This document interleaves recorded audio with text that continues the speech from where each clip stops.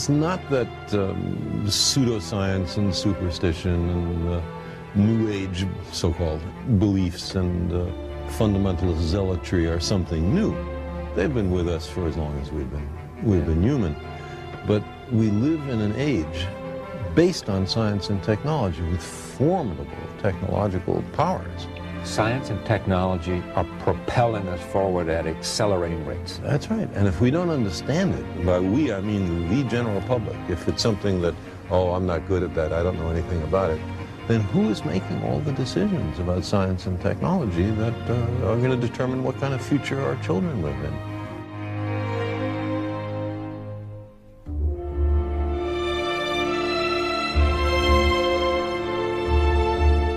What's the danger of all this? I mean, you know, this is not the thing that... There's two kinds of dangers. One is what I just talked about, that we've arranged a society based on science and technology, in which nobody understands anything about science and technology, and this combustible mixture of ignorance and power, sooner or later, is going to blow up in our faces. And the second reason that I'm worried about this is that science is more than a body of knowledge. It's a way of thinking, a way of skeptically interrogating the universe with a fine understanding of human fallibility.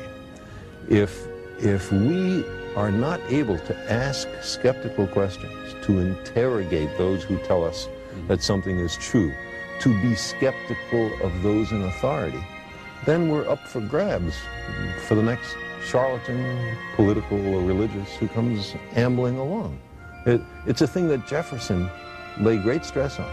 It wasn't enough, he said, to enshrine some rights in a Constitution or a Bill of Rights. The people had to be educated, and they had to practice their skepticism and their education. Otherwise, we don't run the government. The government runs us. You see, people read the stock market quotations and financial pages. Look how complex that is. People are able to look at sports statistics. Look how many people can do that. Understanding science is not more difficult than that. It doesn't involve greater intellectual activities. But the thing about science is, first of all, it's after the way the universe really is and not what makes us feel good. And a lot of the competing doctrines are after what feels good and not what's true. There are millions of people who understand science does not prove religion, because religion is faith-based. Let's look a little more deeply into that. What is faith? It is belief in the absence of evidence. Now, I don't propose to tell anybody what to believe, but for me, believing when there's no compelling evidence is a mistake. The idea is to withhold belief until there is compelling evidence. And if the universe does not comply with our predispositions, okay, then we have the wrenching obligation to accommodate to the way the universe really is. So who is more humble? The scientist who looks at the universe with an open mind and accepts whatever the universe has to teach us, or somebody who says everything in this book must be considered the literal truth, and never mind the fallibility of all the human beings involved in the writing of this book?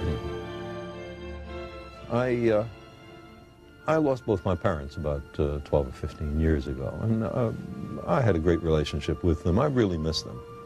I would love to believe that their spirits were around somewhere, and I'd give almost anything to spend 5 minutes a year with them.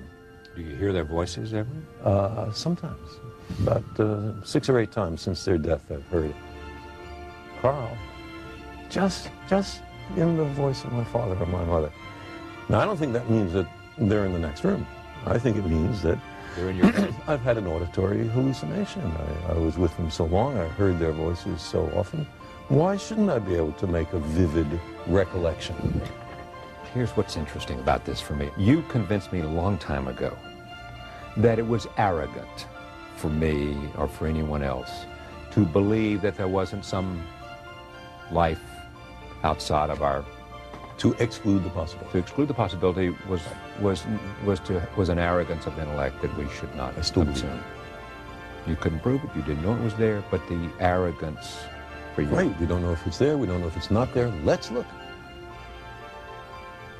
And if you take that, why can't you say, there's a lot we don't know? There's a lot of power there that we don't know. There's a lot we don't know. You know? It's what I believe. But that doesn't mean that every fraudulent claim has to be accepted. We demand the most rigorous standards of evidence, especially on what's important to us. So if some guy comes up to me, and a channeler or a medium, and says, I can put you in touch with your parents. Well, because I want so terribly to believe that, I know I have to reach in for added reserves of skepticism, because I'm likely to be fooled and much more minor to have my money taken.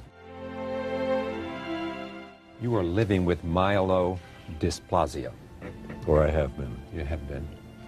And just share with us, because of your sense of language and your sense of understanding and being reflective and introspective, what do you think about, and what does it do for you to I didn't have any near-death say to you? I didn't have any near-death experiences. I didn't have a religious conversion, but you thought about what it would be like to die. Certainly, and what it would be like for my family, and I didn't much think about what it would be like for me, because I don't think it's likely there's anything that you think about after you're dead.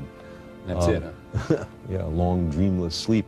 I'd love to believe the opposite, but I don't know of any evidence. But one thing that it has done is to enhance my sense of appreciation for the beauty of life and of the universe, and the sheer joy of being alive.